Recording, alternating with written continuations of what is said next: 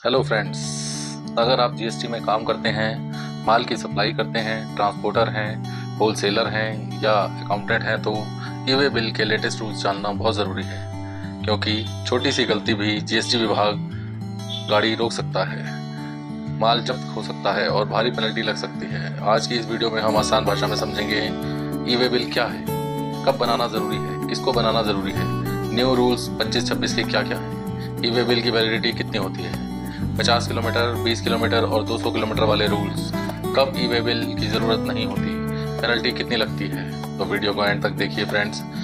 सबसे पहले समझेंगे ई-वे बिल क्या होता है। ई-वे बिल यानी इलेक्ट्रॉनिक वे बिल। जब 50,000 से ज़्यादा वैल्यू का माल एक जगह से दूसरी जगह भेजा जाता है तब जीएसटी पोर्टल पर ई-वे बिल जनरेट करना ज़रूरी होता है। इसमें डिटेल्स रहती हैं सप्लायर्स की, बायर्स की, गुड्स की, व्हीकल की, ट्रांसपोर्टर की। तो ई-वे बिल कब ज़रूरी होता है? अब सबसे इम्पोर्टेंट सवाल, ई-वे बिल ज़रूरी होगा यदि माल की वैल्यू 50,000 से ज़्यादा हो। इंटर स्टेट मूवमेंट में सामान्यतः 50,000 से ऊपर ई-वे बिल ज़रूरी है। अगर ब्रांच ट्रांसफ़र हो, यदि अपनी ही ब्रांच में माल भेज रहे हैं तब ई-वे बिल लगेगा। नेक्स्ट है जॉब वर्क के लिए माल भेजा जाए। जॉब वर्कर को मटेरियल भेजते समय ई-वे बिल ज़रूरी हो सकता है। अप्लाई के अलावा किसी और रीज़न से मूवमेंट हो, जैसे एग्जीबिशन हो, सेल्स रिटर्न हो, अप्रूवल बेसिस हो, ओन यूज़ हो या रिपेयर पर्पस हो, तो भी ई-वे बिल जनरेट करना ज़रूरी होगा। नेक्स्ट है अनरजिस्टर्ड पर्सन से रजिस्टर्ड पर्सन को माल भेजा जाए। यदि अनरजिस्टर्ड पर्सन के द्वारा रजिस्टर्ड पर्सन को माल बेचा जाता है तो कुछ केसेस में रजिस्टर्ड रेसिपिएंट को ही ई-वे बिल बनाना पड़ सकता है। किसको ई-वे बिल बनाना ज़रूरी है अब ये समझते हैं। अब बात करते हैं ई-वे बिल कौन बनाएगा। तो रजिस्टर्ड सप्लायर, यदि सप्लायर खुद माल भेज रहा है तो वह ई-वे बिल बनाएगा। सेकंड है ट्रांसपोर्टर, यदि सप्लायर ने नहीं बनाया है तो गुड्स ट्रांसपोर्टर ले जा रहा है तो बनाएगा। रिसिपिएंट, कुछ केसेस में बायर भी ई-वे बिल बना सकता है। जीएसटी के नए रूल्स 25-26 के क्या हैं। अब बात करते हैं लेटेस्ट अपडेट्स की। पहला बड़ा बदलाव जो है वह 180 दिन रिस्ट्रिक्शन।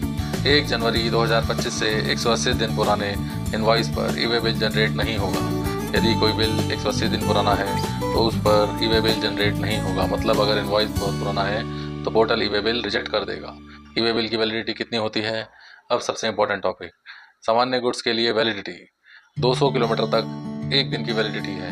200 किलोमीटर यानी 1 दिन वैलिडिटी है। एग्जाम्पल समझते हैं, यदि डिस्टेंस 450 किलोमीटर है तो पहले दिन 200 किलोमीटर 1 दिन, अगले दिन 200 किलोमीटर फिर 1 दिन, बाकी के 50 किलोमीटर 1 दिन, यानी टोटल मिला के 450 किलोमीटर के लिए 3 दिन।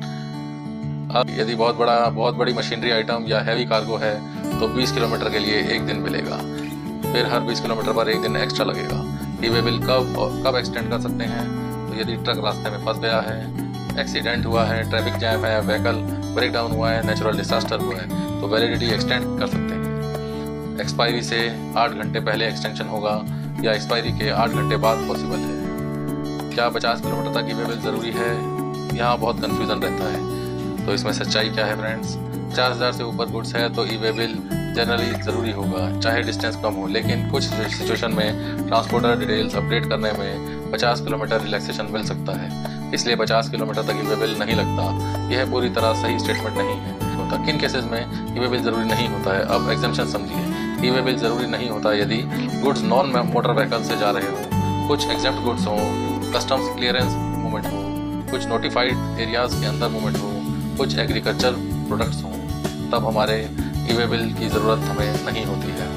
ई-वे बिल कैंसिल कब कर सकते हैं? यदि माल डिस्पैच नहीं हुआ है, गलत ई-वे बिल बन गया है, व्हीकल डिटेल्स गलत हो गई हैं तो 24 घंटे के अंदर कैंसिल कर सकते हैं। लेकिन यदि ऑफिसर वेरिफिकेशन कर चुका है तो कैंसिल नहीं होगा। अब समझेंगे पेनल्टी कितनी लग सकती है। यदि ई-वे बिल नहीं मिला या गलत मिला है तो गुड्स डिटेंशन, व्हीकल सीजर के tax plus penalty, section 129 action हो सकता है।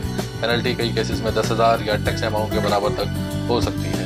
हमेशा याद रखें, इनवॉइस डेट सही रखें, डिस्टेंस सही डालें, व्हीकल नंबर सही डालें, एक्सपायरी से पहले एक्सटेंशन करें, ओल्ड इनवॉइस पर ई-वे बिल मत बनाइए, MFA एक्टिव रखिए। तो दोस्तों, जीएसटी में ई-वे बिल अब बहुत स्ट्रिक्ट कंप्लाइंस बन चुका है। 25-26 के नए रूल्स के बाद 180 दिन पुराना इनवॉइस इनवैलिड होगा, 360 दिन से ज़्यादा एक्सटेंशन नहीं होगा, 200 किलोमीटर 1 दिन वैलिडिटी होगी, OTP सिक्योरिटी मैंडेटरी होगी। इसलिए समय पर सही ई-वे बिल बनाना बहुत ज़रूरी है। अगर आपको यह वीडियो यूजफुल लगी हो तो लाइक करें, शेयर करें और चैनल को सब्सक्राइब करें। Thank you so much.